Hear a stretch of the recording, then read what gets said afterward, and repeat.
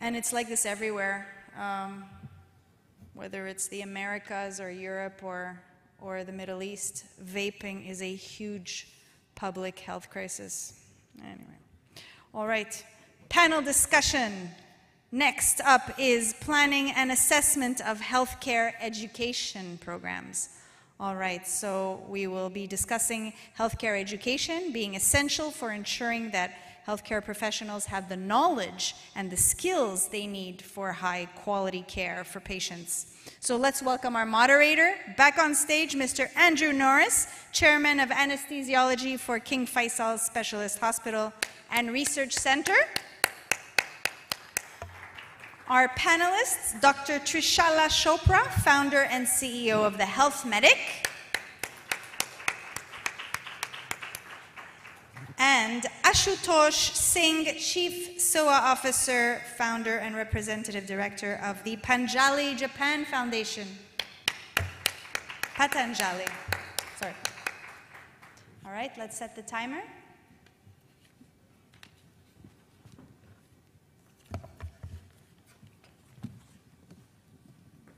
Wow, I love this timer thing. It's great. I wish we should have these at all meetings. I think to help us keep on track. So I'm sorry you've got me monologuing again, but we're gradually getting towards the end of the meeting, and it's great to see so many people still here. It's a triumph of resilience. So thanks for the introduction. I think what we decided amongst ourselves that we'd like to do with this session is to take a slightly rounded kind of view. So, I mean, I come from a fairly traditional, not in Ashutosh's sense, but, you know, kind of traditional classical medical education background, and I've both obviously been trained myself and was involved pretty extensively in certainly in postgraduate medical education in the UK, and to a lesser extent other professional disciplines. And so I'll certainly pick up that challenge about, you know, kind of around, do I still think that, you know, like, if you like, the way I was educated is still relevant? You know, maybe that needs to change in the light of some of the topics that we've been talking about, both in terms of changing health needs and health expectations and workforce and economics and all kinds of stuff as we move forwards. And then I think Ashutosh is probably going to talk to us about kind of resilience and well-being in the general public. Ashutosh, is that fair? Okay. So just talk to us about, you know, kind of building resilience and routine and how that can help us with our general health. So educating the patient in that sense. And then Trishala has got a special interest in, from her own practice in Mumbai in endocrinology, and, you know, what we can do to help make patients more informed about their kind of conditions, if that's okay. So Ashutosh, should we start with you perhaps? I mean, I know that you're building this practice in Japan now based on, you know, pretty traditional practices from India. And, you know, I think we've talked a lot during the course of this meeting on, you know, how we can encourage patients to adopt kind of healthier lifestyles, healthier practice, more mindfulness, and so on. So perhaps, do you want to tell us a little bit about what you're doing and how that can help with patients? And then you also wanted to say something about kind of developing the people who are delivering that, right? So yeah, so please go ahead. Yes, so our main service is routine, basically. We provide routine. And in Japan, we have seen that people are the root cause of the health issues, you can say, especially mental health. We are focusing on mental health, and I always say that we want to make zero stress, zero depression, and zero suicide Japanese society with the power of routine. So we provide daily techniques, some special techniques which I have shared yesterday for normal people. And other thing is more of traditional approach we are following, traditional approach of yoga and ayurveda. And we are working very closely with Ministry of AYUSH So I'm very thankful to our Honorable Prime Minister of Bharat, India, Shri Narendra Modi ji, who has brought all the traditional schools or organizations of Yoga, Ayurveda, Unani, Siddha, Homeopathy, everyone together and made the ministry and also gave more power to them so that they can design the courses not only for patients. We are not focusing mainly on patients, Patanjali Japan Foundation, but they made the proper courses for patients and also for normal people so that they can lead a healthy lifestyle. And what we normally do is we focus on yogic practices, daily morning, daily evening, or daily anytime, one time. And I call it, in Japanese, I call it Juden Jikan. It's a recharging time. So we recharge we charge our mobile phones, right? Our electronic devices. So why don't we charge our body, our physical body, our mental body, our emotional body, social body, and spiritual body. So on daily basis, we have to charge our body. These bodies is gross body or maybe subtle body, casual body on daily basis. So this routine, what we are trying to provide. Other than that, we are also working on the teacher's career plan. So right now, there is no career plan of yoga and Ayurveda teachers. So we are focusing on how to build a career plan so that they can also have a sustainable source of income. Okay, so tell us a little bit more about this routine thing, because I think the power of routine is actually pretty interesting. So, how long does it take to establish a routine? What, does it actually matter what you do, or is it the fact that you are expecting to do the same thing, and that in itself is helpful? What do you think? Yeah, making a routine in Japan especially is super difficult. I started in 2012 and I could make it in 2019. 19, and I started counting in 2020. Yes. So it took a lot of time because of lifestyle in Japan is so I don't know, it's very difficult. We start our day from whatever time, 6 o'clock, 7 o'clock, and we just think about our work. Mentally, we think about our work. Fortunately, I don't think anything, so I was very mentally stable and strong. But normal people, they think about work and they just go for work, and they have so many meetings and they cannot leave office before their boss. And they go for this nomikai concept, a drinking party concept on daily basis almost. They go back by last train. So by maybe 12 o'clock or 1 o'clock night time, normally they go back to their home. So they do not have proper routine actually. So this is very difficult. And for food habits also, we do not have proper routine when we are eating, what we are eating, just eating something, any trash we are eating actually. Anything, we just eat anything. So making routine was super difficult for me also.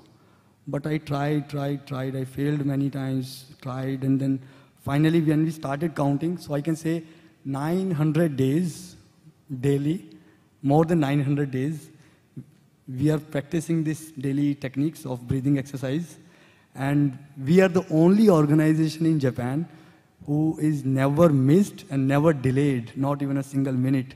We are always there. That is why people have more trust on us, and they are also getting benefit with the routine. So, for example, right now, this yoga day, today is International Day of Yoga. Congratulations, happy Yoga Day, everyone. So, we have done 75 days of daily yoga program in Japan. And it is difficult to have a daily. For us, it's easy because we are doing our last 900 days. But it's difficult for everyone. And people who joined from day one to after like 75 days, the benefits, health benefits which they are getting. Last year, one yogi, yes, I don't call people patients, I call them yogi. Yogi means yoga practitioner. So one yogi joined last year, and she was in medication of depression. She left the job, and she was in some center for rehabilitation. She joined our program for last year was 31 days. And after that, she became our regular yogi. And her medicines are going down. So this is, she's in bipolar disorder, right? So this routine is helping her actually. So power of routine is there. I can say, please join it for 3 months and tell me the result. 3 months. Okay, sounds good. 3 months. I feel in my head I've got a number of 30 days from somewhere, but maybe that. Does that sound familiar to anybody else about how long it takes to establish a routine? But you said something very interesting, which is obviously, I mean, I've never been to Japan, and I know very little about their culture, other than the fact that I thought that they ate quite well, actually. I thought they're supposed to have a healthy diet, rich in fish and seaweed and things. But so apparently that's another illusion busted for me. But so... Sorry, Japan. So tell me, how do you... So, you know, what strategies or tactics or what have you done to kind of break into this very busy, hectic kind of lifestyle? So how can you help people to build a routine into their day? What's worked for you and your organization? I think pandemic worked. I can say that. Because I remember... Blessing in disguise. Yeah. So we started, I mean, we started many times. So again, in 2019, January, I started again. I said, okay, let's meet daily at this time. So we fixed one time, and we'll do online and no offline. So people, we do not have time in Japan. So they cannot go somewhere, and only online we'll do 30 minutes, only 30 minutes. We will start. We started with different timing, 5 o'clock morning, 6 o'clock, 5:30, 7, like that. And for 1 year, nobody came. Right. Nobody, no one. Only I was there on my phone, and I was talking that, okay, now from now we will do this, and I did. Right. I was feeling that somebody is there. And then pandemic came, and then I restarted on 20th of April again. And from that time, by that time we already standardized things, okay, that we cannot do daily, let's focus only on weekdays, not weekend. And I was also working on the career plan of yoga teachers. So how, when they join the organization, they cannot work on Saturday, Sunday also, or national holiday also. And when pandemic started, people started joining, and because they were free, they can just join. It's free of cost, they join. And they started getting benefit. Then they just addicted to better thing. Yeah. Sure. Okay. All right. Well, I'm sure we'll come back to you, Maurice. I mean, I think clearly, you know, helping people to, you know, kind of, you know, be calm, manage their stress, manage their life, have routines is I do think is very important and extremely helpful.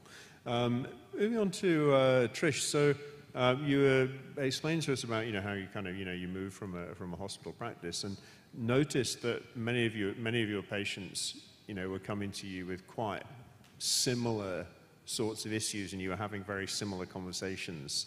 Do you want to take us from there about kind of, you know, how to help people educate themselves really about their conditions and their bodies? Yeah, that's right, Andrew. I mean, I've been in this field for a very long time now.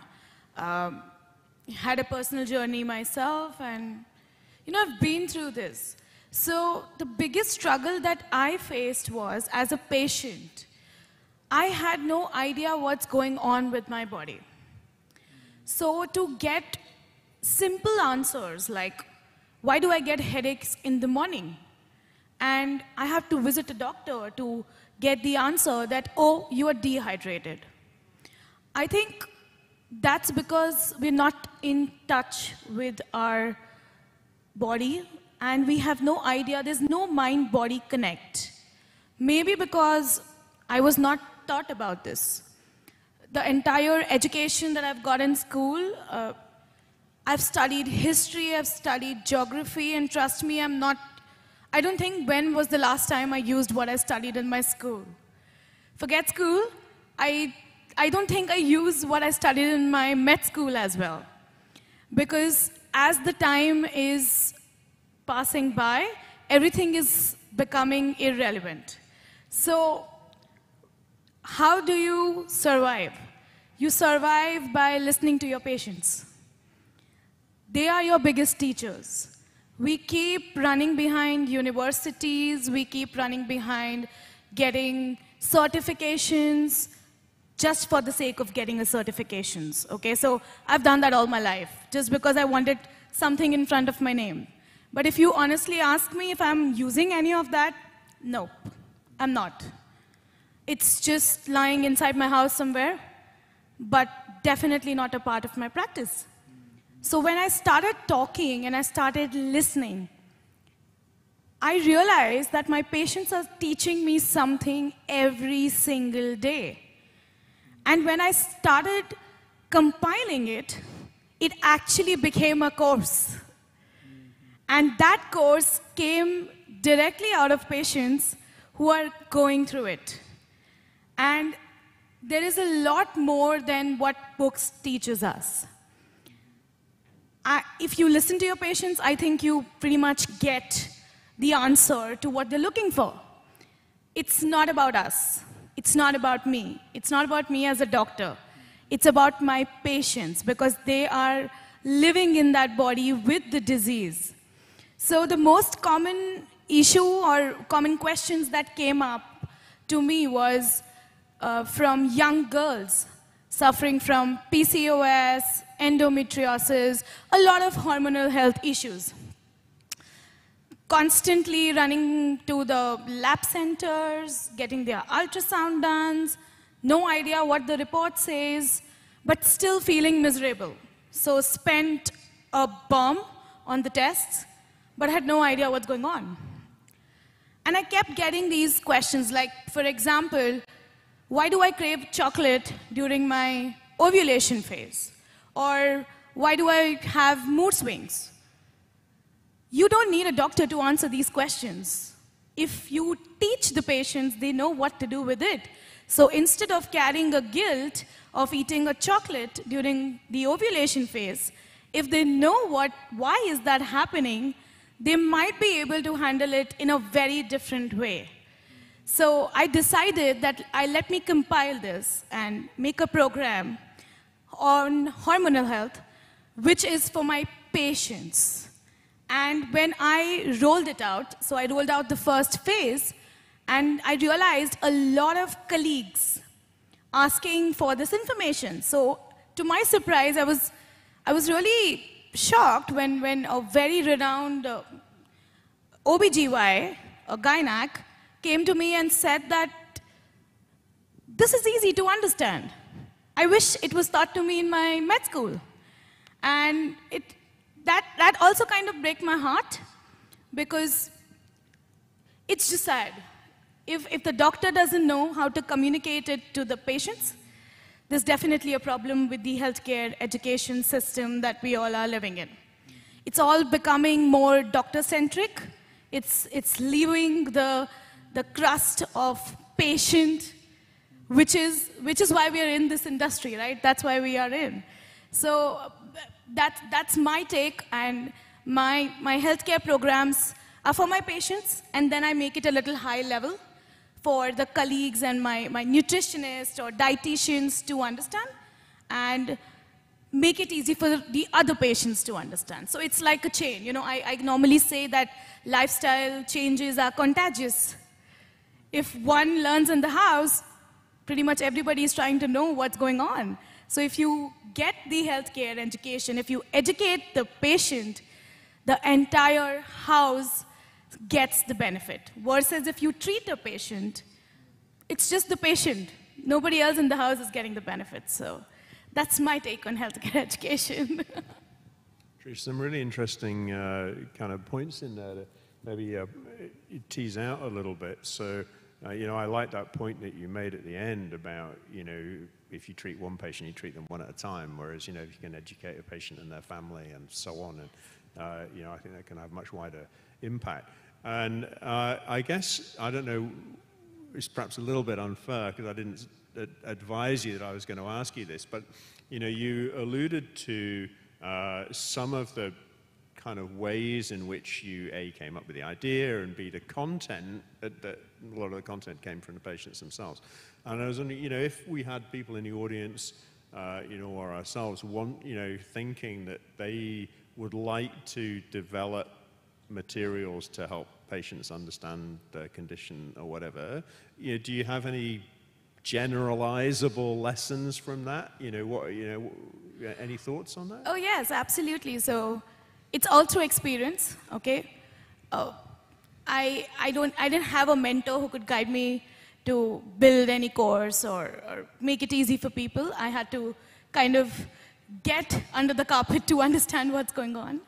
So definitely understanding what topic is relevant, taking surveys. I did a lot of Instagram surveys, okay? So I think I'm a little up from a Gen Z generation.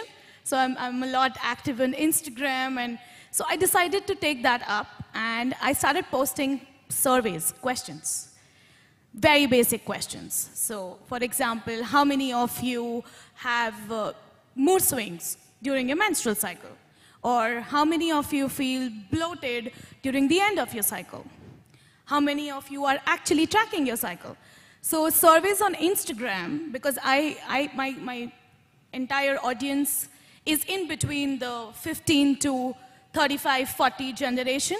So that gave me an idea that what people are looking for. So instead of what is there in my mind, I decided that let the crowd decide what they want to learn. So that was my first step. And when I was creating the questions, I started sending questionnaires, surveys to my patients after the appointment, that whether they understood what I'm talking, and do like a mini quiz. And the mini quiz, if they're getting good marks, that means I'm doing good work. My patients are understanding what I'm talking. So that started I started creating a book on it. So it's not like a published book, but like a manual that I could use on a very rough basis. And pandemic worked greatly for me that ways. I had a lot of time, so I used online platforms where I can go upload my videos of what I'm talking, using the diagrammatic representations, using animation videos, so that, you know, I used to do like a mini quiz. So created course, step-by-step course. Then I realized that the course can be misused. A lot of people with half knowledge will just record the videos, put it on social media, and the whole idea about the course will get misinterpreted. That if I'm trying to explain a topic from the scratch, and if they're only picking up one sentence and just sharing the video somewhere, it won't be fair to the audience. So I did not want to give that, that message outside. So I decided to protect my videos, and I decided to get into a little bit legal, make like a legal document, password protected, and everything, so that the videos cannot be recorded. It cannot be downloaded. The access would be only till the time I am giving it to the patients, and it's all in my control. So they can watch it till the time they are in the treatment with me. They can make notes. They can ask me to share the videos, but they won't have access to do it. So this really helped. This really helped from the data to get misused, misinterpreted, and it's just working in a very systematic environment. So surveys was my first step. Instagram surveys. I used Instagram for this. I did not go anywhere. I just raised a poll on Instagram, and that just worked for me. So that was the starting point for my course. So I think anybody who's trying to learn about a course, build a course, I think any social media channel would be a great option to start with. And it just helps you understand what the population is looking for, that's all. Okay, I think there's some really valuable advice in there, actually, and absolutely generalizable, I think. You know, I mean, maybe not Insta for my generation, but, you know, I'm sure you can, you know, find media that, you know, your target cohort are accessing, you know, get them to communicate amongst themselves. I think the idea of, you know, some kind of self-assessment or quiz type things kind of interesting. And, you know, certainly I remember being taught that, you know, this kind of crazy statistics like patients typically remember about 1% of what it is that you actually have a discussion about when they leave the consult, even to the extent of failing to remember diagnoses and treatments and recommendations and things like that. So I think, you know, that this sort of reinforcement is very valuable. And I think, you know, the business about the kind of internet security piece, I think, is pretty valuable as well. I mean, you know, I'm slightly hesitant to corrupt your motivation, but I mean, the other piece obviously is around monetization and intellectual property and things like that, which may all be relevant too. Ashutosh, did you have any questions for Trish about that, about this kind of approach with, you know, her clients? And it's very good insight, actually. What I did was more of talking to people directly. Maybe I'm also from older generation. But we will also use your approach of posting questionnaire through Instagram. So I definitely talk to my patients, right? So that's where I got my first-hand motivation to do this. And then it's a very small population I'm looking at, right? How many patients will I see a day? Maybe 10, 50? But beyond that, I need to know what's going on. So I got the motivation from my patients while speaking to them over video calls, meeting them in person, understanding their gestures, their emotions, their facial expressions, about the knowledge, whether they are receiving it, whether they are enjoying it, not enjoying it. And then I shifted to Instagram, you know, so, but yeah, the starting point was, of course, talking to patients in person. Can I ask one question? Most of your audience are from within India or like from outside India also? And which part of India? Actually not. I don't have a lot of patients from India. Okay. I have patients across the globe, US, Singapore, UAE. I have patients at Alaska, Finland. So that's quite exciting and very diverse. So I work across the time zones sometimes. But it's very exciting to see what's going on and how much the technology is helping us in reaching out to different patients. I do have a lot of patients in Japan as well. Also? Great. I do. So yeah, I mean, it's like, it's not just India, yeah. Thank you. All right, fascinating stuff. Okay, well, just to sort of mix things up a little bit, I'll kind of bring the conversation back around a little bit to the business of, you know, should we be rethinking the way we educate our healthcare professionals and our doctors in particular. Now, I remember being told once that the undergraduate medical curriculum is just about the most hotly contested piece of educational real estate on the planet, right? And, you know, for the last 150 years, people are saying, well, you know, you've got to do more anatomy or more biochemistry or, you know, more pathology or whatever it might be. You know, I think we all sympathize with Trish's aspect. I remember when I was studying for my postgraduate anesthesia exams, and I was looking at all this respiratory physiology, which I could remember nothing from my undergraduate training. And to my horror, I discovered that in my undergraduate program, we'd had something like 26 respiratory physiology lectures, of which, I mean, I could probably piece together a few facts. So there's no doubt, I mean, it's highly contested. There's a huge amount of educational theory goes into, you know, how these courses are, you know, are designed and put together and assessed, and indeed there's quite a bit of variation, which might surprise people.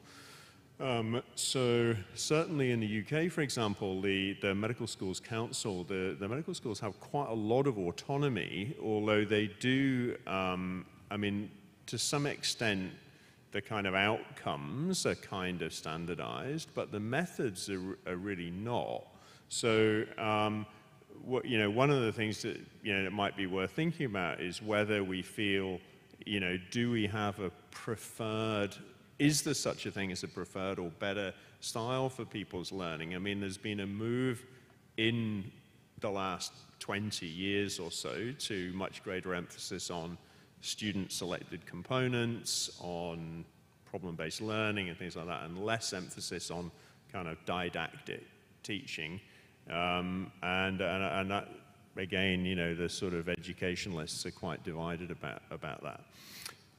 But I think one of the points, I think it was Dominique made on the first day of our talk, was that notwithstanding all this stuff about, you know, kind of, you know, normal physiology and biochemistry, and then the introduction of pathology and pharmacology and so on, that there is, I think it's safe to say, there is very little emphasis on kind of, you know, what you might call well-being and staying healthy, and that there's a sort of tacit assumption that our first encounter with the patient is when they become ill. Now, which may or may not be the right way to do it, but it would obviously, as our colleague David was saying as well the other day, you know, our aim should be to keep people healthy for as long as possible, and I think that's where I think Ashutosh's approach and stuff is super helpful. The dietary advice we were talking about, we heard about kind of salt and sugar and things like that, and I think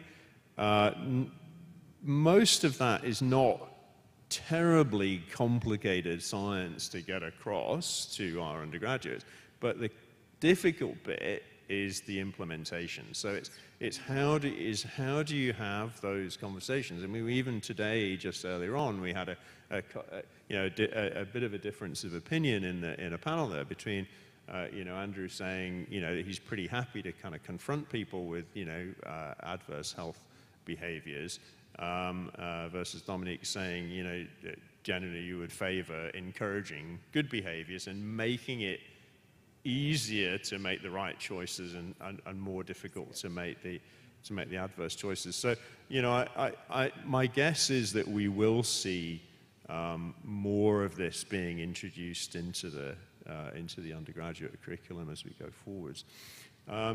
The other part of the piece really, you know, again, we circle back around this COVID business, and I think, you know, as well as providing a little space in the day for people to develop new routines in Japan, you know, it obviously affected, you know, probably all aspects of people's lives around thing, and including, you know, the nature of work. I think people at work felt more isolated. They weren't necessarily working in the teams that they normally would.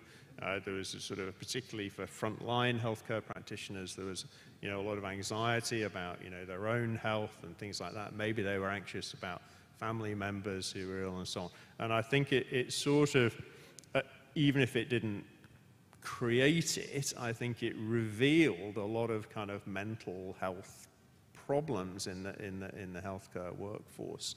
And so one of these things is, should we be educating our health practitioners in how they stay healthy and how they build resilience? So we had, I think, David Golding earlier in the meeting a couple of days ago saying, you know, he wished he'd been taught how to be human and not how to draw technical diagrams. And I think there's an assumption that is made that, you know, particularly as young people, as young educated people, as young educated health professionals, that people know all about healthy behaviors and they do them.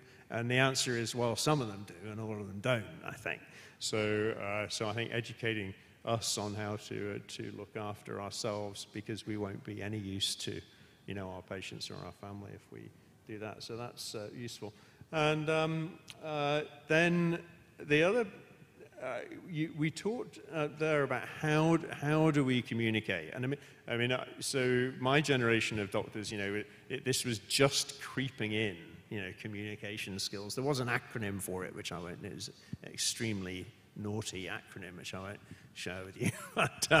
but you know, obviously now we understand that these things are very important. So I think building communication skills and then assessing them is quite effective. And that is something you can actually do.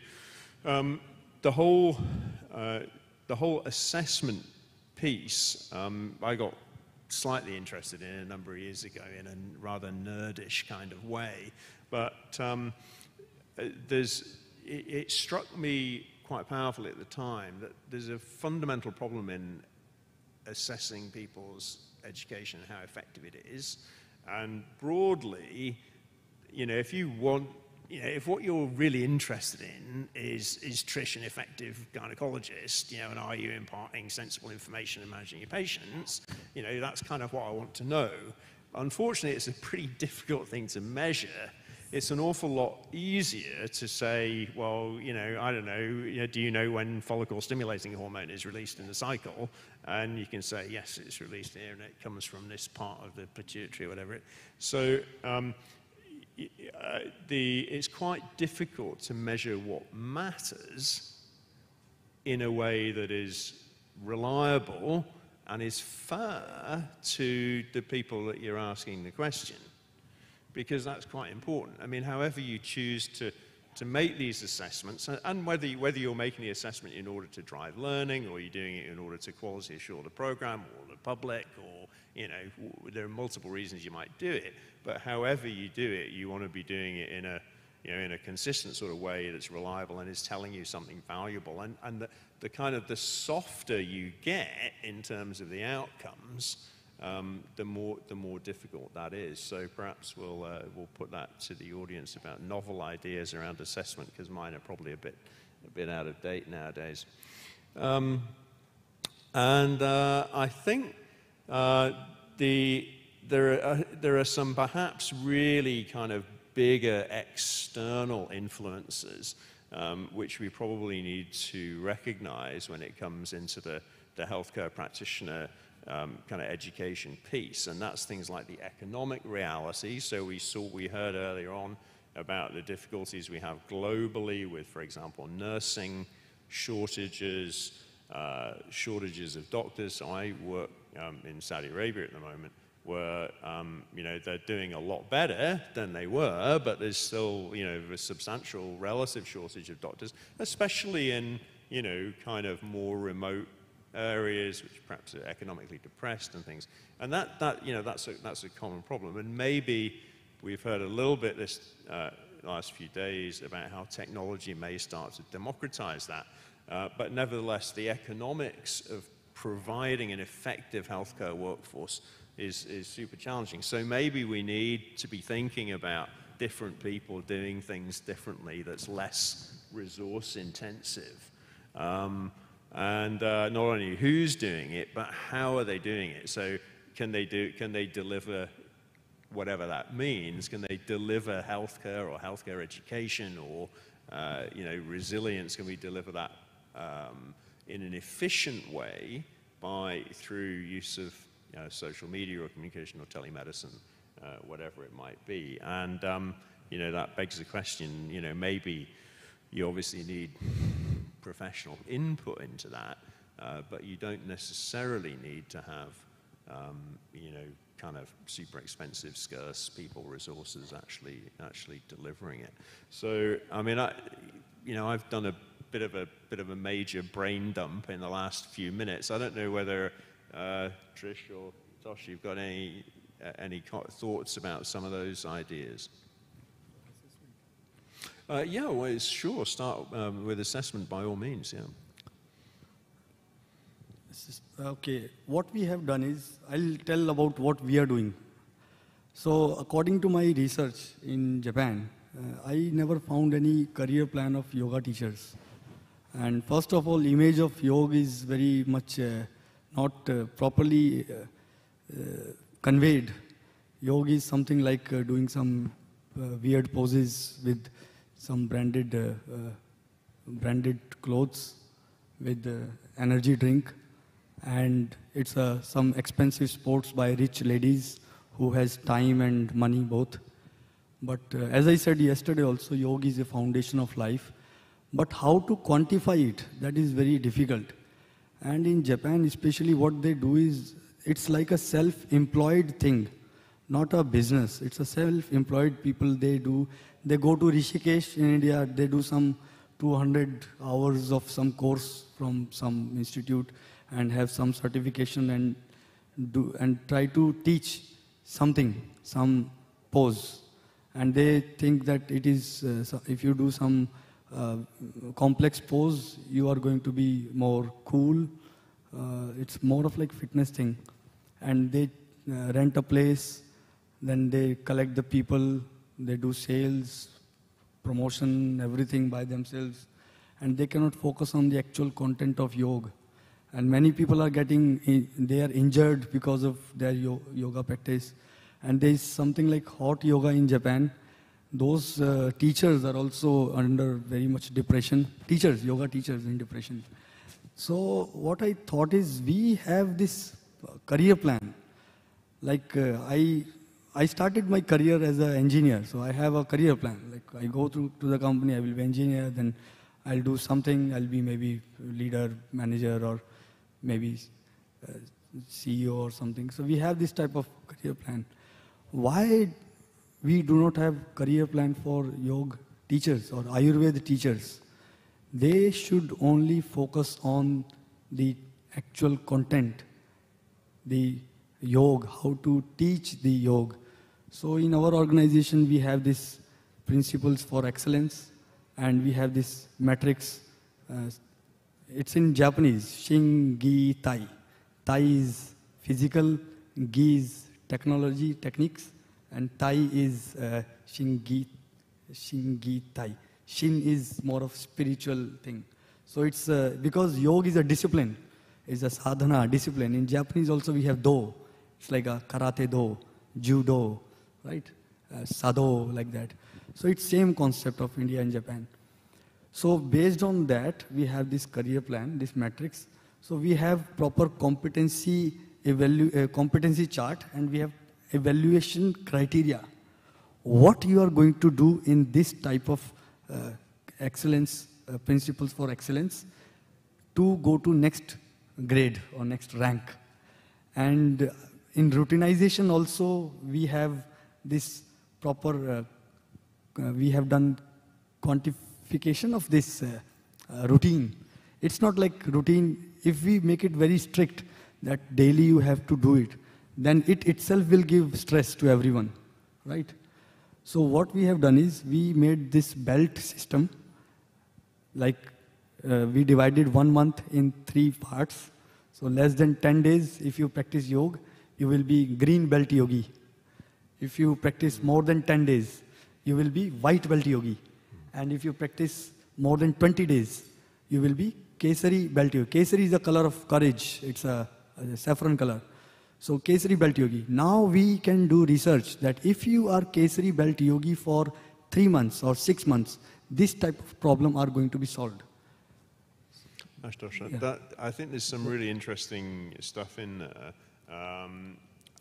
that I think is relevant for kind of, this concept of lifelong learning stuff, right? So, we all need to be, fundamentally, we all need to be motivated. Right. And, it doesn't matter how much you train people, actually, if they're not interested and motivated, then they won't do a good job.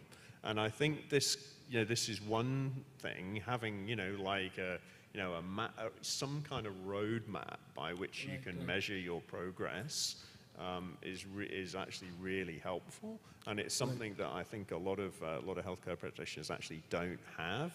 And I think that can be quite demotivating once they get out of a sort of a formal educational context. Trish, we've got a couple of minutes. Do you want to chip in, and then we'll open the floor to questions? Do you want to comment on the business of either continuous assessment of the healthcare practitioner, or even maybe how the patients can try to perhaps self-assess their own understanding? I mean, you talked about your use of kind of little quizzes for your patients, for example. Yeah, I think CMEs is something which is very, very important. And plus that works as an excellent incentive for people to do it. So if, say, for example, the course is done in, say, 3 months, and they know about it. So if it's a layman patient doing it, obviously it's done. It's just for education. But the same course, if it's done by a nutritionist or MBBS doctor, they need to renew it. They need to renew the certification. And for that, say it could be after 2 years. And in that 2 years, I'm going to be creating an examination module where they will be tested for what they learned. And the second was to know about the new research that has happened in the same field for the past 2 years. So it's not going to be the same book exam that you give every 2 years to upgrade your CME. It is going to be more about what did you actually learned in the last 2 years after practically applying this in your current clinical practice. I think if we don't do that, the credibility is not going to be there. So that's what it is going to be about.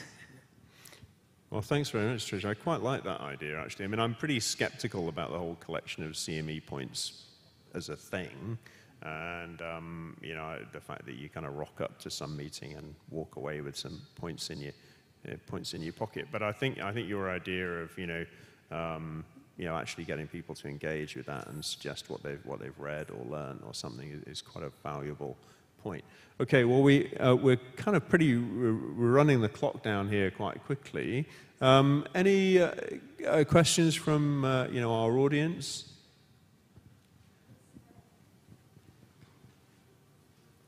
Hi, good afternoon, everyone. Thank you for having us here and for the wonderful speaker. My name is Oradel. I'm an advanced life support instructor. Yeah, and the program coordinator of ARMT here in the Middle East and Africa. And for Dr. Trishala, right?